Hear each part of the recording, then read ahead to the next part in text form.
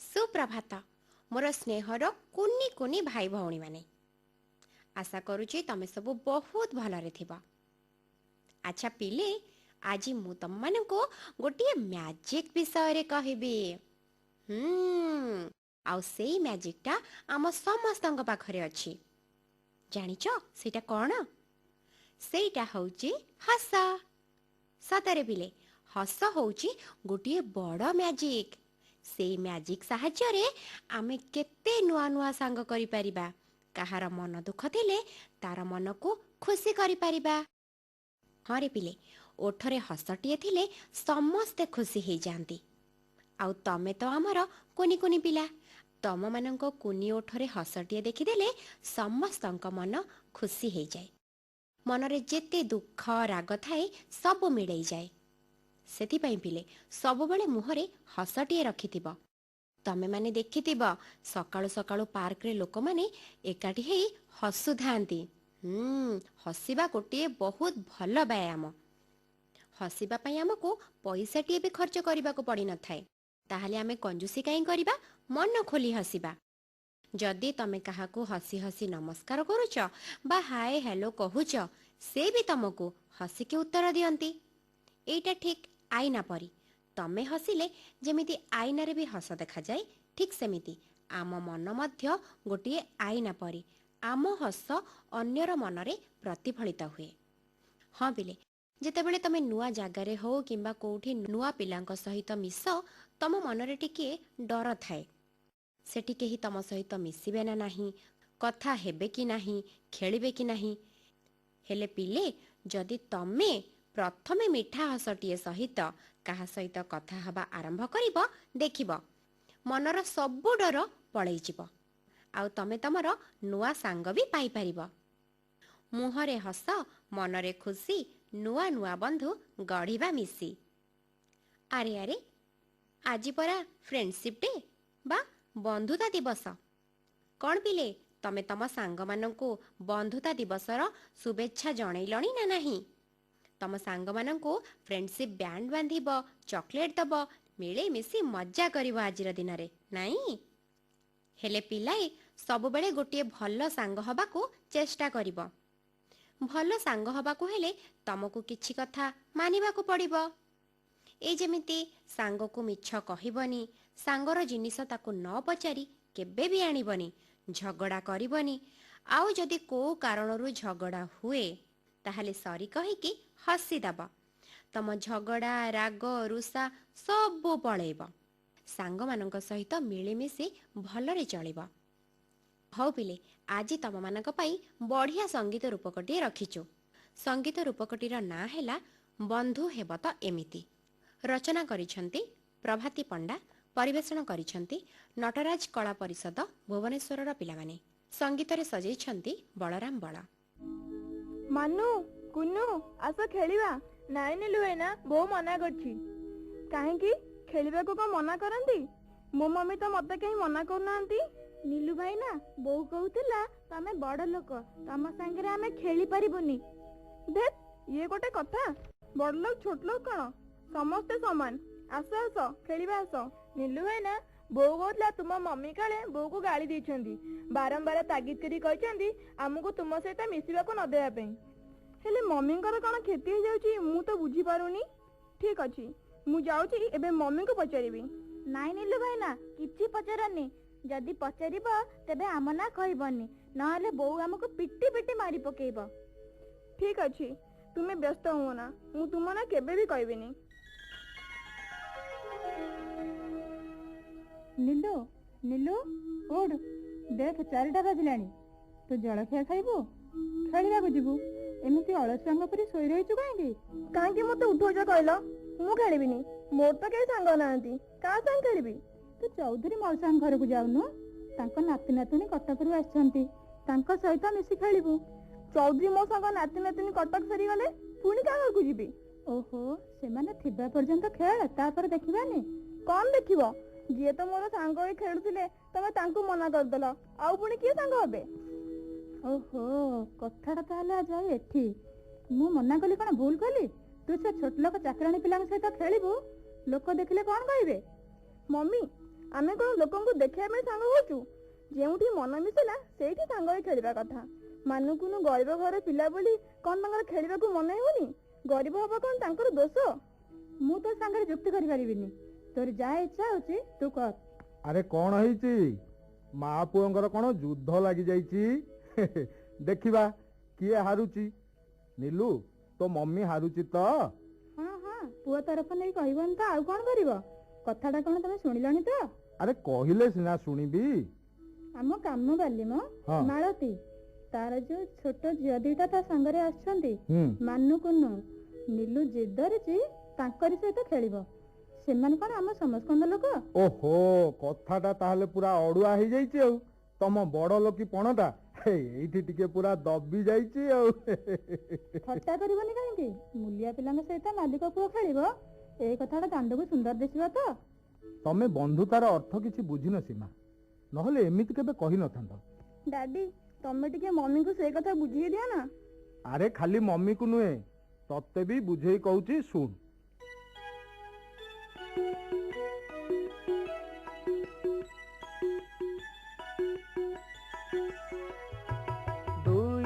ହୃଦୟର ମିଳନ ହୋଇଲେ ବନ୍ଧୁତା ନିଏ ଜନମ ଦୁଇ ହୃଦୟର ଭାବ ମିଶି ଗଲେ ବିତେ ଜନମ ଜନମ ବିତେ ଜନମ ଜନମ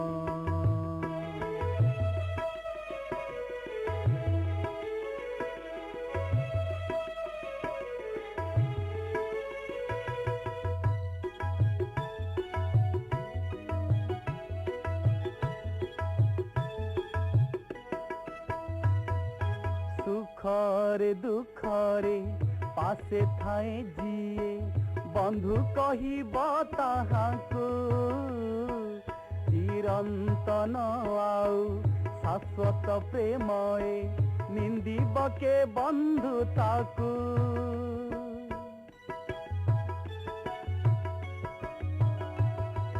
सुखरे दुखरे पासे थाए जिए बंधु कहिब ताहाको चिरंतन आउ शाश्वत प्रेमए निंदिब के बंधु ताकू बंधुहीन प्राण भोगे तक सण बाम हुए ताकरम हृदयर भाव मिशि गले बीते जन्म जन्म बीते जन्म जन्म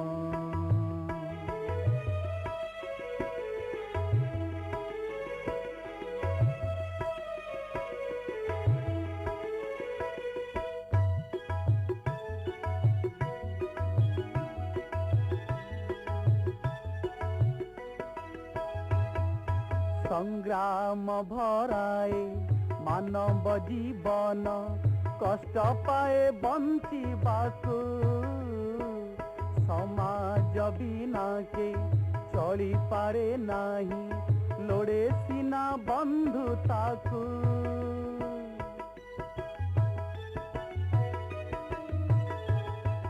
संग्राम भराए मानव जीवन कष्ट पाए बंचिबाकू समाज बिना के चली पारे नाही लोड़े सीना बंधुताकू शुभ चिंताकारी खोला बंधुतारे मने न आसे शरम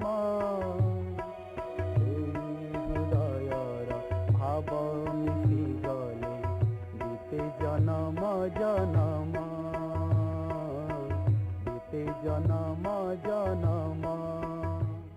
କଥାରେ ପରା ଅଛି, ଯାହା ପରିବାରରେ କହି ନ ହୁଏ ତାହା ସଖା ନିକଟରେ ହିଁ କହି ହୁଏ। ବନ୍ଧୁତା ହେଉଛି ଜୀବନର ଶ୍ରେଷ୍ଠ ଉପଚାର। ବନ୍ଧୁତା ରଖ, କିଛି ନାହିଁ, ହେଲେ ସମାନ ସ୍ତରର ଲୋକଙ୍କ ସହିତ ରଖ। ମୋର କହିବାର ଉଦ୍ଦେଶ୍ୟ ସେଇଆ। ଆରେ ତମେ ପରା ଗାଁ ଗହଳିରେ ବଢିଛ, ଗାଁରେ କ'ଣ ତମେ ଦେଖିନ? ଗାଁରେ ଯିଏ ମୁଖିଆ ବା ଅବସ୍ଥା ସମ୍ପନ୍ନ ଲୋକ, ତାଙ୍କର ବି ନିମ୍ନ ଜାତିର ଲୋକଙ୍କ ସହିତ ବନ୍ଧୁତା ଥାଏ। ତାଙ୍କୁ ସୂର୍ଯ୍ୟ ବନ୍ଧୁ ବୋଲି କୁହନ୍ତି। ଘରେ କିଛି ଉତ୍ସବ ହେଲେ ସେଇମାନଙ୍କୁ ହିଁ ଡକାଯାଏ, ଆଉ ଯଥାରୀତି ସମ୍ମାନ ମଧ୍ୟ ଦିଆଯାଏ। ଏସବୁ ବନ୍ଧୁ ତାହେଲେ କାହିଁକି ରଖାଯାଏ କହିଲ? ହଁ, ସମୟ ସମୟରେ ସାହାଯ୍ୟ କରିବେ ବୋଲି ରଖନ୍ତି, ନହେଲେ କାହିଁ ରଖିବେ? ମମି, ଏବେ ବୁଝିଲ ତ ମୁଁ କାହିଁକି ମାନୁକୁନୁକୁ ଭଲ ପାଏ? ଆରେ ମମି କ'ଣ ବୁଝିବ? ବନ୍ଧୁତା ଆମ ସମସ୍ତଙ୍କ ଜୀବନରେ ଆବଶ୍ୟକ। ନିର୍ମଳ ବନ୍ଧୁତାରେ କିଛି ଦେବା ନେବାର ପ୍ରୟୋଜନ ହିଁ ନଥାଏ। ଡାଡି, ବନ୍ଧୁ ବନ୍ଧୁ ଭିତରେ ଦବା ନବା ହେଲେ କ'ଣ ଅସୁବିଧା କି? ହଁ, ସେ ପ୍ରକାର ବନ୍ଧୁତା କ୍ଷଣସ୍ଥାୟୀ। ତେଣୁ ଉପଯୁକ୍ତ ବନ୍ଧୁଟିଏ ମିଳିବା ହେଉଛି କଷ୍ଟ। ଆଉ ଉତ୍ତମ ବନ୍ଧୁଟିଏ ମିଳିଗଲେ ମଣିଷ ହୃଦୟରେ ଦେବତ୍ୱ ଭାବ ସୃଷ୍ଟି ହୁଏ। ବନ୍ଧୁତା ମଣିଷ ମନର ମଇଳା ଧୋଇ ଦେଇ ତାକୁ ନିର୍ମଳ କରେ। ତାହେଲେ ଉତ୍ତମ ବନ୍ଧୁ ଆମେ କାହାକୁ କହିବା? ଯେଉଁ ବନ୍ଧୁ ଅନ୍ୟର ଦୁଃଖରେ ଦୁଃଖୀ ଆଉ ସୁଖରେ ସୁଖୀ ହୁଏ, ତାକୁ ଉତ୍ତମ ବନ୍ଧୁ କୁହନ୍ତି। ଉତ୍ତମ ବନ୍ଧୁ ନିଜ ବନ୍ଧୁଠାରୁ କିଛି ଲାଳସା ରଖନ୍ତି ନାହିଁ, ବରଂ ଦେବାର ଅଭିଲିପ୍ସା ରଖନ୍ତି। ବନ୍ଧୁର ଗୋପନୀୟତା ରକ୍ଷା କରନ୍ତି, ଆବଶ୍ୟକ ସମୟରେ ଆସି ଉପସ୍ଥିତ ହୁଅନ୍ତି, ବନ୍ଧୁକୁ ସଠିକ ଦିଗଦର୍ଶନ ଦେଖାନ୍ତି। ଏବେ ବୁଝିଗଲି ଡାଡି। ଆମେ ତାହେଲେ କିଏ ଭଲ ବନ୍ଧୁ ନୁହନ୍ତି କେମିତି ଚିହ୍ନିବୁ? ଓ ତାଙ୍କର ସବୁ କି କି ଗୁଣ ଥିବ? ଆଜିକାଲି ଦୁନିଆରେ ମନ୍ଦ ବା ଅସାଧୁ ବନ୍ଧୁଙ୍କର ଅଭାବ ନାହିଁ। ଅସାଧୁ ବନ୍ଧୁଙ୍କର ପ୍ରଧାନ ଲକ୍ଷ୍ୟ ହେଲା ସ୍ୱାର୍ଥ ସାଧନ କରିବା। ସ୍ୱାର୍ଥ ହାସଲ ହେଇଗଲେ ଏ ପ୍ରକାର ବନ୍ଧୁମାନେ ଆପେ ଆପେ ବିଦାୟ ନେଇ ଚାଲିଯାଆନ୍ତି। ଅସାଧୁ ବନ୍ଧୁ ହେଉଛନ୍ତି କୃତଘ୍ନ ଓ ବିଶ୍ୱାସଘାତକ। ଏମାନେ ଯେକୌଣସି ଖଳ କାମ କରିବାକୁ ପଛାନ୍ତି ନାହିଁ। ଉପଯୁକ୍ତ ବନ୍ଧୁଟିଏ ପରୀକ୍ଷା କରି ଗ୍ରହଣ କରିବା ଉଚିତ, ନହେଲେ ଏମାନେ ଅନ୍ୟର କ୍ଷତି ଘଟାଇ ପାରନ୍ତି। ଯାହା ହେଉ, ତମଠାରୁ ଆଜି କେତେ କଥା ବୁଝି ହେଇଗଲା। ଆରେ ଖାଲି ବୁଝିଗଲେ ହବନି, ନୀତିଦିନିଆ ଜୀବନରେ ତାକୁ ପୁଣି କରି ଦେଖେଇବାକୁ ପଡିବ ନା। ତାହେଲେ ଏଥର ମାନୁକୁନୁ ମୋ ସାଙ୍ଗ ହେବେ ନା କ'ଣ କହୁଛ ମମି? ଯାଉଛି, ମାନୁକୁନୁକୁ ଡାକି ଖେଳିବି। ଏଣିକି ତତେ ମୁଁ ଆଉ ବାରଣ କରିବିନି। ମାନୁ, କୁନୁ, ଆସ ଖେଳିବା। ମୁଁ ତାହେଲେ ଆସୁଛି ଡାଡି। ଆସୁଛି ମମି। ହଁ, ଯା। ବୁଝିଲ ସୀମା, ଏ ବିରାଟ ସ୍ୱାର୍ଥପର ଦୁନିଆରେ ବନ୍ଧୁତା ହିଁ ଏକ ଅମୃତମୟ ଜିନିଷ। ବନ୍ଧୁତା ଦ୍ୱାରା ସବୁ କିଛିର ସମାଧାନ ହେଇପାରେ। ତେଣୁ ପିଲାମାନଙ୍କୁ ବନ୍ଧୁତା ରଖିବା ପାଇଁ ଆକ୍ଷେପ ବା ନିରୁତ୍ସାହିତ କରିବା ଜମା ଉଚିତ ନୁହେଁ। ହଁ, ସତ କଥା। ଏଇ ଦେଖୁନ, ତମ ପୁଅ କେମିତି ଖୁସିରେ ଖେଳରେ ମାତିଗଲାଣି। ଆରେ ସତେ ତ, ସେ ଅତି ଖୁସିରେ ତ ନିଜକୁ ପୁରା ଭୁଲି ଯାଇଛି ଆଉ।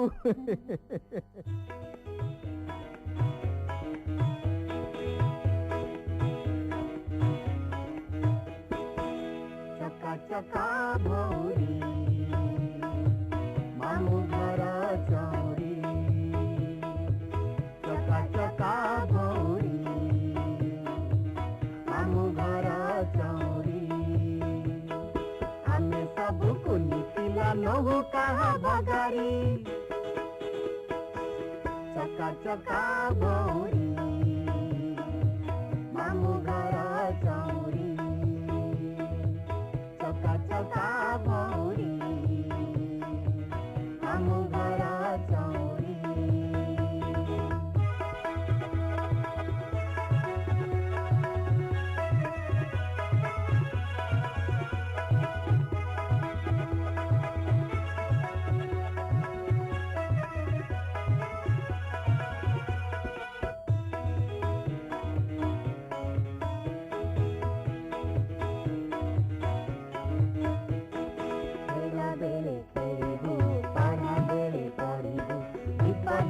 ଥିଲେ କେହି ତାଙ୍କ ପାଇଁ ଲଢ଼ିବୁ। ଖେଳା ବେଳେ ଖେଳିବୁ, ପଢ଼ା ବେଳେ ପଢ଼ିବୁ। ବିପଦରେ ଥିଲେ କେହି ତାଙ୍କ ପାଇଁ ଲଢ଼ିବୁ। ଛୋଟ ବଡ଼ ଭେଦଭାବ ନାହିଁ ଆମ କାହାରି। ଚକା ଚକା ଭଉରୀ ମାମୁଁ ଘର ଚଉରୀ। ଚକା ଚକା ଭଉରୀ ମାମୁଁ ଘର ଚଉରୀ।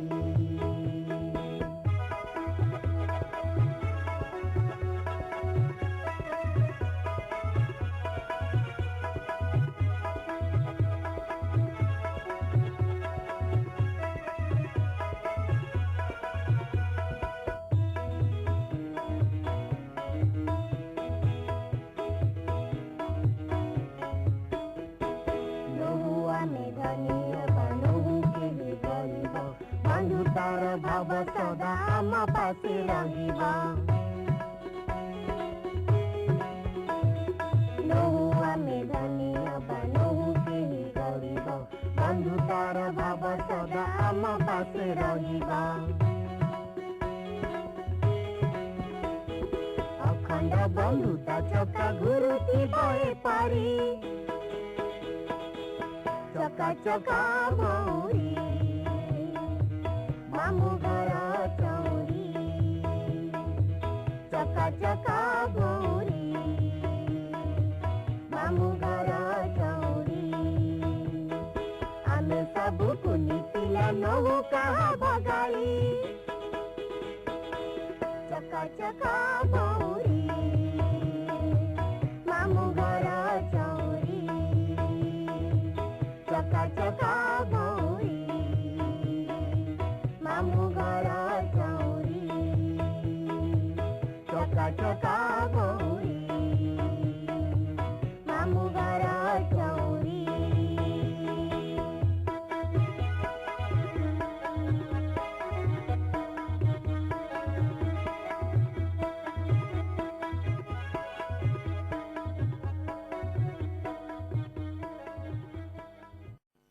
ପିଲାଏ ପିଲେ ସଙ୍ଗୀତ ରୂପକ ତ ଶୁଣିଲ। ମୁଁ ଭାବୁଛି ତମମାନଙ୍କୁ ଭଲ ଲାଗିଥିବ ନିଶ୍ଚୟ। ପିଲାଏ ତମେମାନେ ଯେଉଁମାନଙ୍କ ସହିତ ମିଶୁଛ, ଖେଳୁଛ, ବୁଲୁଛ, ହସୁଛ, ମଜା କରୁଛ, ସେମାନେ ଯେ କେବଳ ତମର ସାଙ୍ଗ ତା ତ ନୁହେଁ। ଆହୁରି ଏମିତି ଅନେକ ସାଙ୍ଗ ବି ଅଛନ୍ତି ଯେଉଁମାନେ ଆମର ବହୁତ ଉପକାରରେ ଆସନ୍ତି। ତାଙ୍କୁ ଆମେ ଉପକାରୀ ବନ୍ଧୁ ବୋଲି କହୁ। ଏଇ ଯେମିତିକି ପୋଲିସ, ଡାକ୍ତର, ସଫେଇ କର୍ମଚାରୀ, ଫାୟାରମ୍ୟାନ୍, ପୋଷ୍ଟମ୍ୟାନ୍, ଏମାନେ ବି ଆମର ଜଣେ ଜଣେ ବନ୍ଧୁ। କାହିଁକି ନା ସେମାନେ ବି ଆମର ବହୁତ ଉପକାର କରନ୍ତି। ଆଜି ସେମିତି ଆମେ ଜାଣିବା ଆଉ ଜଣେ ବଡ଼ ଉପକାରୀ ବନ୍ଧୁଙ୍କ ବିଷୟରେ, ଯାହାଙ୍କ ପାଖକୁ ଆମେ ସେତେବେଳେ ଯାଉ ଯେତେବେଳେ ଆମର ଦେହ ଖରାପ ହୁଏ। ହଁ, ଏବେ ତ ତମେ ତାଙ୍କୁ ଜାଣିସାରିବଣି। ସେ ହେଉଛନ୍ତି ଡାକ୍ତର। ହୁଏତ ତମମାନଙ୍କ ଭିତରୁ କେହି କେହି ଡାକ୍ତରଙ୍କ ପାଖକୁ ଯିବାକୁ ଡରୁଥିବ। ହେଲେ ପିଲେ, ଡାକ୍ତର ହିଁ ଆମ ଦେହର ରୋଗକୁ ଠିକ୍ କରିପାରିବେ। ଆମେ କେମିତି ସୁସ୍ଥ ରହିପାରିବା, ଜଣେ ଡାକ୍ତର ହିଁ ସେ କଥା କହିପାରିବେ। ଆସ ଆଜି ଜାଣିବା କଥାରେ ଶୁଣିବା ଆମ ଉପକାରୀ ବନ୍ଧୁ ଡାକ୍ତର। ତମମାନଙ୍କ ପାଇଁ କହିଛନ୍ତି ବୀଣାପାଣି ପଣ୍ଡା। ପିଲାମାନେ, ଆମେ ଯେଉଁ ସମାଜରେ ରହୁଛେ, ସେହି ସମାଜରେ ଏମିତି ଅନେକ ଲୋକ ରହିଛନ୍ତି ଯେଉଁମାନେ ଦରକାର ସମୟରେ ଆମକୁ ସାହାଯ୍ୟ କରିଥାନ୍ତି। ତାଙ୍କ ବିଷୟରେ ଆମେ ଅଳ୍ପ ବହୁତ ମଧ୍ୟ ଜାଣିଥାଉ।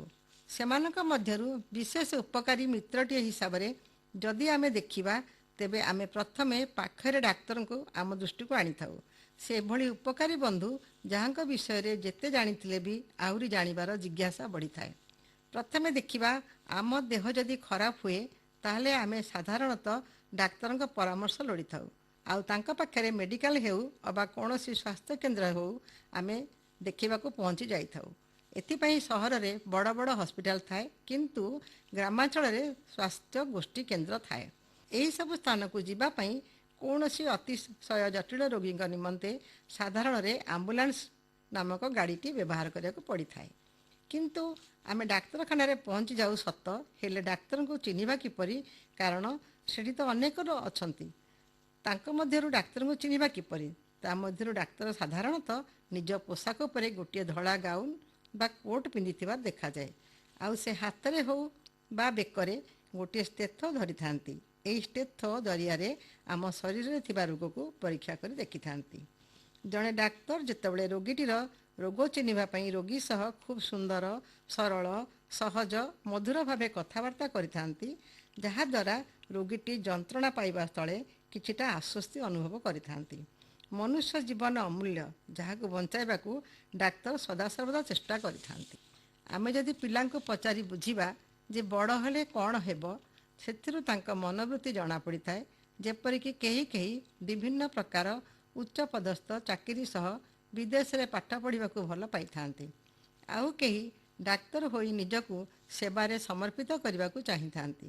କାରଣ ତାଙ୍କ ମନରେ ପ୍ରଶ୍ନ ଆସିଥାଏ ଯେ ସମାଜରେ ଅନେକ ଏପରି ଅଛନ୍ତି ଯାହାଙ୍କ ସେବାରେ ନିଜକୁ ନିୟୋଜିତ କରି ସେମାନଙ୍କୁ ନୂଆ ଜୀବନ ଦେବା ଏବଂ ନୂତନ ପ୍ରେରଣା ଦେଇପାରିବା। ଏହା ହିଁ ମାନବିକତା, ଯାହା ଜଣେ ଡାକ୍ତର ପାଖରେ ଦେଖାଯାଇଥାଏ। ଏଥିପାଇଁ ଡାକ୍ତର ଆମର ପ୍ରକୃତ ବନ୍ଧୁ। ଏହା ବ୍ୟତୀତ ଜଣେ ଡାକ୍ତର ତାଙ୍କ ଚିକିତ୍ସାଧୀନ ରୋଗୀକୁ ଉପଯୁକ୍ତ ପରାମର୍ଶ ଦେବା ସହ ସ୍ୱାସ୍ଥ୍ୟର ଉନ୍ନତି ପାଇଁ ଅନେକ ଔଷଧ ସମ୍ବନ୍ଧୀୟ ଜ୍ଞାନ ଦେଇଥାନ୍ତି। ଚିକିତ୍ସା ପଦ୍ଧତିକୁ ଆହୁରି ଉନ୍ନତ କରିବାକୁ ବିଭିନ୍ନ ଗବେଷଣା କରି ନୂତନ ଚିକିତ୍ସା ପଦ୍ଧତି, ନୂଆ ଔଷଧ ଏବଂ ଭ୍ୟାକ୍ସିନ୍ ବାହାର କରି ଅନେକ ଜଟିଳ ରୋଗର ଚିକିତ୍ସା କରିବାରେ ସହାୟ ହୋଇଥାନ୍ତି। ଯେପରିକି ପୂର୍ବରୁ ହେଉଥିବା ବସନ୍ତ ରୋଗ, ହାଡ଼ ଫୁଟି, ମିଳିମିଳା, ପୋଲିଓ ଯକ୍ଷ୍ମା ଜନିତ ସମସ୍ୟାରୁ ସମାଜକୁ ରକ୍ଷା କରିଛନ୍ତି।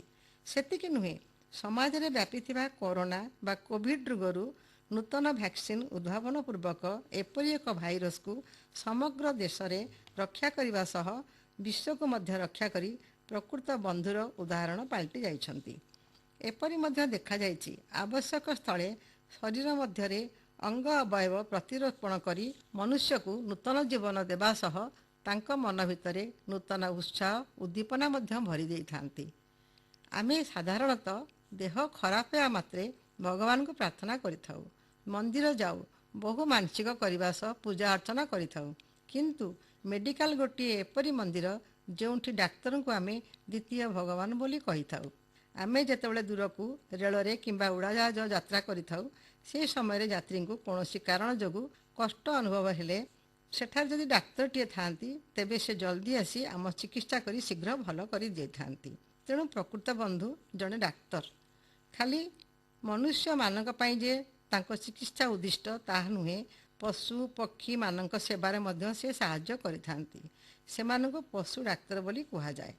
ଏସବୁ କ୍ଷେତ୍ରରେ ଦେଖିଲେ ଡାକ୍ତର ଜଣେ ରୋଗୀଙ୍କ ପାଇଁ ଭଲ ସାଙ୍ଗ ଏବଂ ଭଲ ବନ୍ଧୁ ମଧ୍ୟ କହିବାର ଅତ୍ୟୁକ୍ତି ହେବ ନାହିଁ। ତା ସହିତ ସେ ଭଲ ପରାମର୍ଶ ଦେଇଥାନ୍ତି, ଯେମିତିକି ଔଷଧ କେତେବେଳେ ଖାଇବେ, ରୋଗ ସମୟରେ କେଉଁ ଖାଦ୍ୟ କିପରି କେତେବେଳେ ଖାଇବା ଉଚିତ ଓ ଆଗକୁ ସ୍ୱାସ୍ଥ୍ୟ ପ୍ରତି କିପରି ସଜାଗ ରହିବା ଉଚିତ, ଏସବୁ ପାଇଁ ଠିକ୍ ଭାବେ ସେ ବୁଝାଇ ଦେଇଥାନ୍ତି। ତେଣୁ ଜଣେ ଡାକ୍ତର ସମାଜରେ ମୁଖ୍ୟ ଭୂମିକା ନିର୍ବାହ କରିଥାଏ, କାରଣ ତାଙ୍କ ବିଚାରଧାରା, ସାମାଜିକ ବୋଧ, ଉନ୍ନତ ଜ୍ଞାନକୌଶଳ ଦ୍ୱାରା ଜଣେ ରୋଗୀର ସେ ଅଭିଭାବକ ରୂପେ ଅବିରତ ସେବା ମନୋବୃତ୍ତି ହିଁ ଗୋଟିଏ ରୋଗୀର ମନରେ ବଞ୍ଚିବାର ଆଶା ସଜାଗ କରାଇଥାଏ। ଏହା ସହିତ ଜଣେ ଡାକ୍ତର ସଶକ୍ତ ସମାଜ ଗଠନ ଦ୍ୱାରା ଏକ ବାର୍ତ୍ତା ଦେଇଥାନ୍ତି, ତାହା ହେଉଛି ସ୍ୱାସ୍ଥ୍ୟ ହିଁ ସମ୍ପଦ। ତେଣୁ ପିଲାଏ, ଏଥିରୁ ଜଣାପଡ଼େ ଯେ ଡାକ୍ତର ନିଜର ଅଧ୍ୟବସାୟ, ସ୍ନେହ, ଶ୍ରଦ୍ଧା, ଭାବନା ଦ୍ୱାରା, ସେବା ମନୋବୃତ୍ତି ଦ୍ୱାରା ସମସ୍ତଙ୍କ ପରମ ବନ୍ଧୁ ହୋଇପାରିଥାନ୍ତି। ତେଣୁ ଉପଯୁକ୍ତ ଡାକ୍ତର ହେବା ପାଇଁ ହେଲେ ମନ ଦେଇ ପାଠ ପଢ଼ି ଡାକ୍ତରୀ ବିଭାଗରେ ଅଭିଜ୍ଞତା ହାସଲ କରିବାକୁ ପଡ଼ିବ। ତେବେ ଯାଇ ଦେଶ ଦୁନିଆ ପାଇଁ ଜଣେ ଭଲ ଡାକ୍ତର ହେବା ସହ ନିଜର ସାଧନା ଦ୍ୱାରା ପରମ ବନ୍ଧୁଟିଏ ହୋଇ ସମାଜ ପାଇଁ ଡାକ୍ତର ଯେ ଭଗବାନ ସଦୃଶ, ଏହାକୁ ସଠିକ୍ ପ୍ରମାଣ କରିପାରିବ। ଏଥିନିମନ୍ତେ ଇଚ୍ଛା ଥିଲେ ସୁଯୋଗ ଆସି ପହଞ୍ଚିଯାଏ, ଯାହାକୁ କୌଣସି ପ୍ରତିକୂଳ ପ୍ରଭାବ ଅଟକାଇ ପାରେ ନାହିଁ। ଏହା ହିଁ ସତ୍ୟ। ପିଲେ, କାର୍ଯ୍ୟକ୍ରମ ଶେଷ କରିବା ଆଗରୁ ତମମାନଙ୍କ ପାଇଁ ଶିଶୁ ସଙ୍ଗୀତଟିଏ ଅଛି। ଗୌର ପଟ୍ଟନାୟକଙ୍କ ରଚନାରୁ ଗୀତଟିକୁ ତମମାନଙ୍କ ପାଇଁ ଗାଇଛନ୍ତି ସଦାୟନୀ ପଟ୍ଟନାୟକ।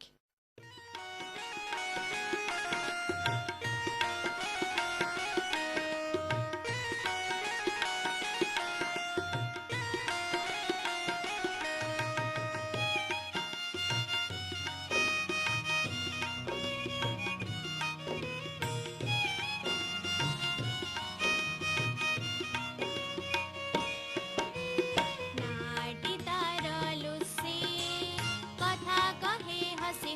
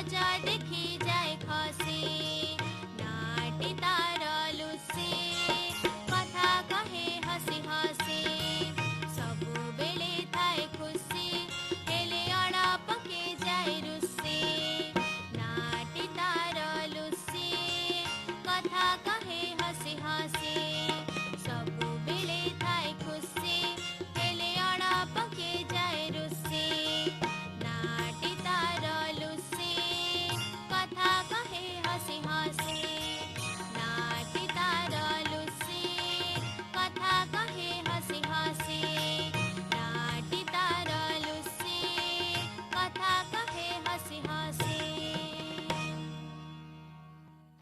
ହଉ ପିଲାମାନେ ସବୁବେଳେ ହସୁଥାଅ ମଜା କରୁଥାଅ ତାହେଲେ ମୋତେ ବି ହସି ହସି ବିଦାୟ ଦିଅ ପୁଣି ଭେଟ ହବା ଆଗାମୀ ରବିବାରରେ।